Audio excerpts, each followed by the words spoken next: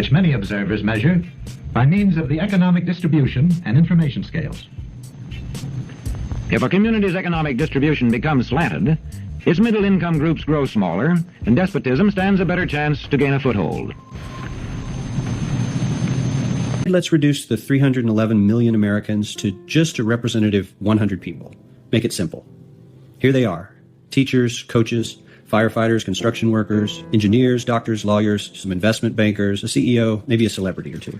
Now let's line them up according to their wealth. Poorest people on the left, wealthiest on the right, just a steady row of folks based on their net worth. We'll color code them like we did before based on which 20% quintile they fall into. Now let's reduce the total wealth of the United States, which was roughly $54 trillion in 2009, to this symbolic pile of cash. And let's distribute it among our 100 Americans. Well, here's socialism, all the wealth of the country distributed equally. We all know that won't work. We need to encourage people to work and work hard to achieve that good old American dream and keep our country moving forward. So, here's that ideal we asked everyone about. Something like this curve. This isn't too bad. We've got some incentive, as the wealthiest folks are now about 10 to 20 times better off than the poorest Americans. But hey, even the poor folks aren't actually poor, since the poverty line has stayed almost entirely off the chart. We have a super healthy middle class with a smooth transition into wealth. And yes, Republicans and Democrats alike chose this curve.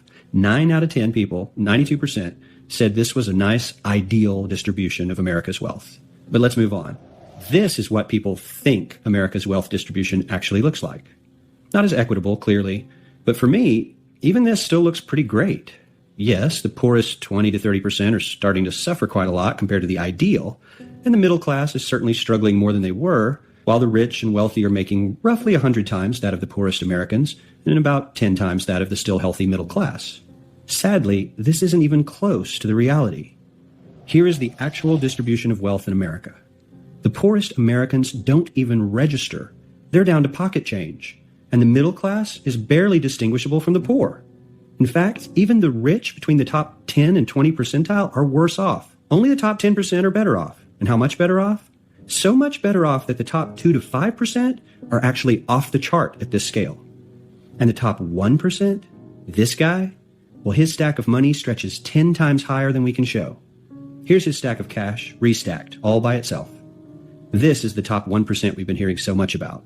So much green in his pockets that I have to give him a whole new column of his own, because he won't fit on my chart. 1% of America has 40% of all the nation's wealth.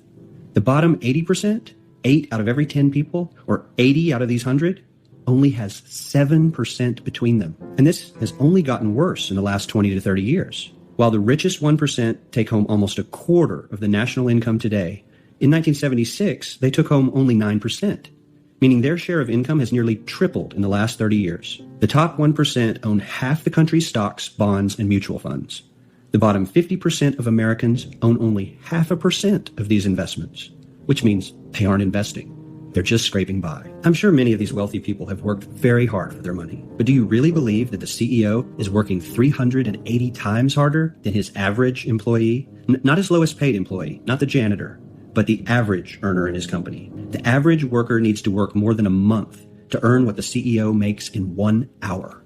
We certainly don't have to go all the way to socialism to find something that is fair for hardworking Americans. We don't even have to achieve what most of us consider might be ideal. All we need to do is wake up and realize that the reality in this country is not at all what we think it is. Where land is privately owned, one sign of a poorly balanced economy is the concentration of land ownership in the hands of a very small number of people. When farmers lose their farms, they lose their independence. This one can stay on, but not as his own boss anymore. To the extent that this condition exists throughout a nation, the likelihood of despotism is increased. In communities which depend almost entirely on a single industry, such as a factory or mine, maintaining economic balance is a challenging problem.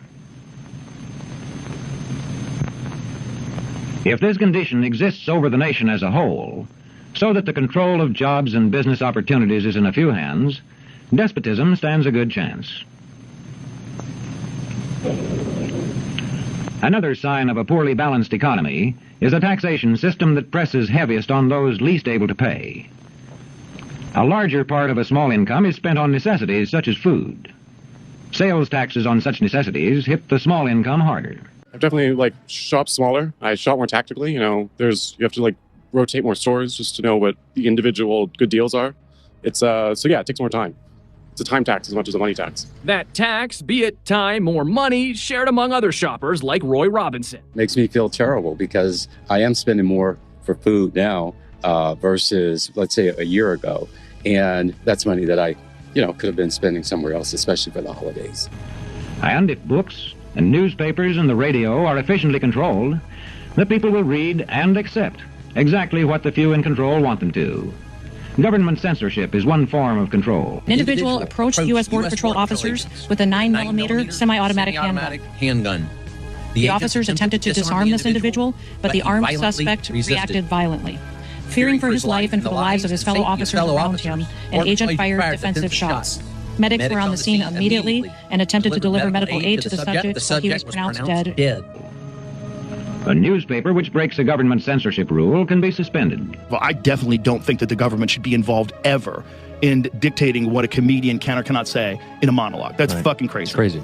Now, if the problem is the companies, if they're being pressured by the government, so if that's real, and if people on the right are like, yeah, go get them, oh my God, you're crazy.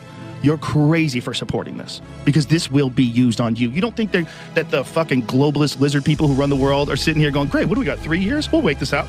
We'll wait this out. Yeah. Let them say the government should be involved in censoring people's speech. Mm-hmm. Yeah. Let them support that. Let these fucking dumbasses, because Jimmy Kimmel's a leftist, let these dumbasses think it's a good idea and we should celebrate.